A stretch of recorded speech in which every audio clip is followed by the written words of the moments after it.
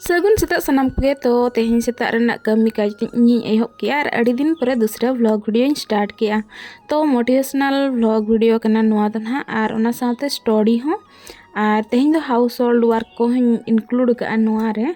और बाकी को ना पाले ना इन पर ना बन ये चेदा से तेहन सेता को फांका धारा बुझे तहन तो कैमरा साब लिया वीडियो बना भाभी तहन चेक लकाती स्टार्टा ओना चिकाते और चलो तेहन दो हाउस वाइफ को लगिन किछि मोटिवेशन कथा बन लई लगे जहां को ओड़ा रना कमी तुलुज पढ़ा सनाई को और ओड़ा को उनका सपोर्ट बाको नाम को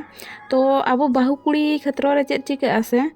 पढ़ा दो उना प्रायोरिटी बाको एमा ताबुना और मिमित होड़ा लाइफ रे नौका हुआ जुदी उनी पढ़ा दुड़ब खान दो उनी कमी को बतलावाया कि नहावा नहावा कमी बाकी मेना गया हाना कमी बाकी मेना गया सारा घड़ी खाली बुही साबाते दुड़ब एन दो नुई मा हेसे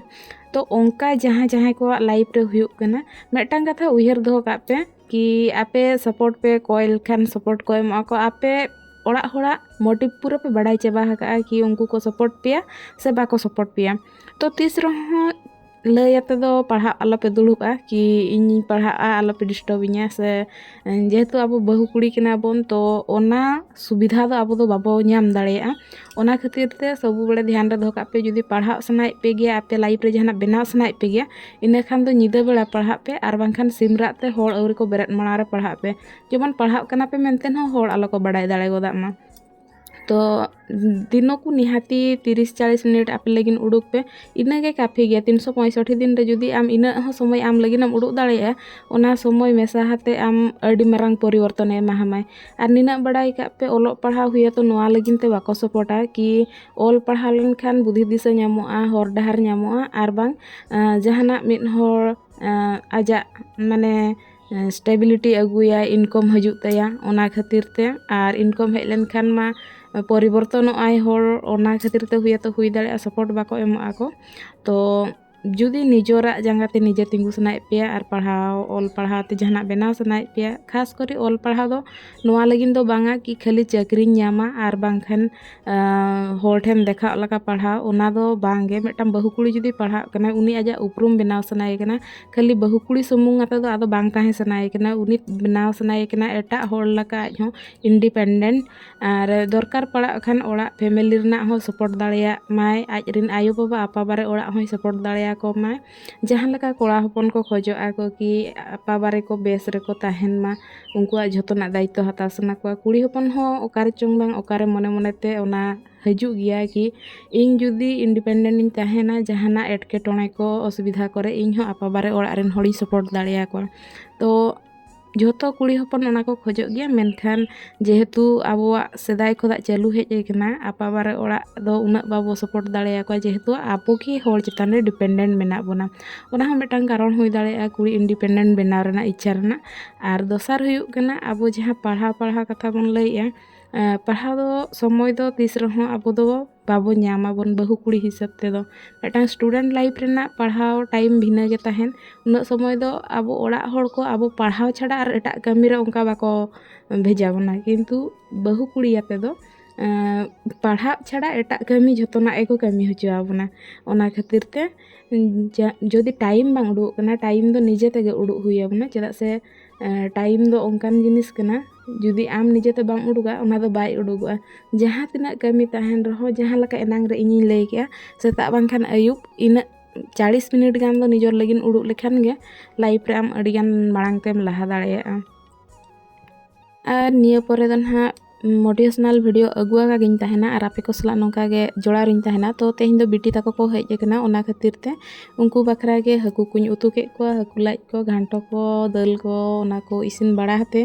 नितो जमिन एम का को नते दो ना बिटी तको और अंतरे जावाई तको मेना को उनको को विदाय बड़ा हते नितो दो बटी गासा गितिल रेना बड़ी सेटर एकना और सांगे होड़ा थरी बटी मेना सांगे गया ओना चिकाते बेला बिली रेगिन सफा कना चिका से तारासिन लेन कान ना पूरा सप्तो रेयार बुझा और नितो 3टा गान हुई कना तो नोआ को गसा गितिल को चाबा बड़ा तेगे आले ग्रुप खोदा को होहा दिन तहन ग्रुप मीटिंग लगिन तो ओनते होना चला हुआ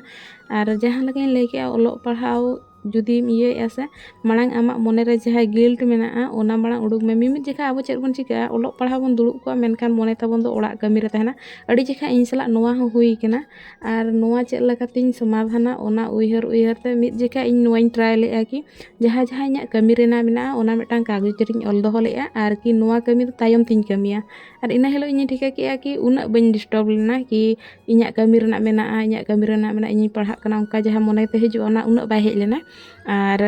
माने ओनाइन कमी मांगिन पढ़ाव हुईना इन पोरेते ओनाइन कमी किया तो इन हेलो इन डिसाइड किया कि नौका ते इन में जस्ती घड़ी में बन पढ़ा कना मिमित घड़ी गिन पढ़ा कना तो जहाना कमी जुदी तहना पढ़ा ऑक्तो रे जेमन कमी कथा आलो उयहर हिजुमा ओना चिकाते ओंकाइन ऑल दोहो काते निन कराव किया आर आपे हो जुदी चाहे आपे आलो पे डिस्टर्ब मा पढ़ा रे तो खान नोवा ट्रिक दो पे अप्लाई दाड़े आपे आर नो दो कमी एम गया तापरे हुयुग कना आबो जहाना ओलो पढ़ा ना टारगेट जहाँ बन दोहो का बन आ जहान जिनिस के नौका मित जेखा ते दो बाय ᱧᱟᱢᱚᱜᱼᱟ अड़ियान होड़ इन्या ईयर को कमेंट किया को कि उकुर तिसम चक्रीया तो चक्री तो मिद दिन ते दो ना बन चक्रिया से मिद दिन ते दो बन सक्सेसोआ मेनखान मिद दिन हिलो दो ना सक्सेसो गया आर टॉक्सिक होड़ा रोड गे नोआ कना कि अड़ी जेखा आबो नौका आबोन पढ़ाते चेद एम चिका किया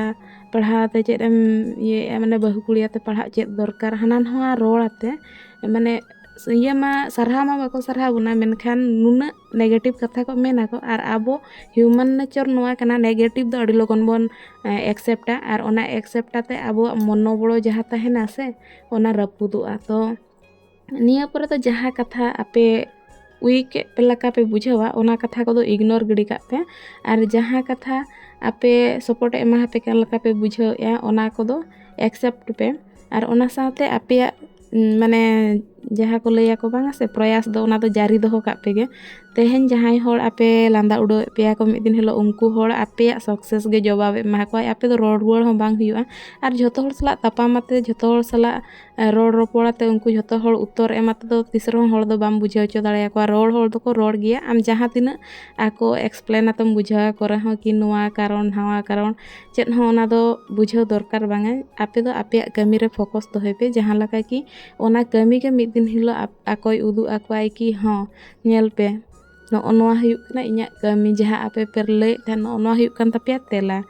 आर उन समय दो लय हो बांग हुयुआ आको तेगे नेलते को ठिकया को आर आकोआ मोचा जहाँ नितो राड़ा सिल्पिन लका सारा घुड़ी धापड़ धापड़ कना ओना ऑटोमेटिकली चुपआ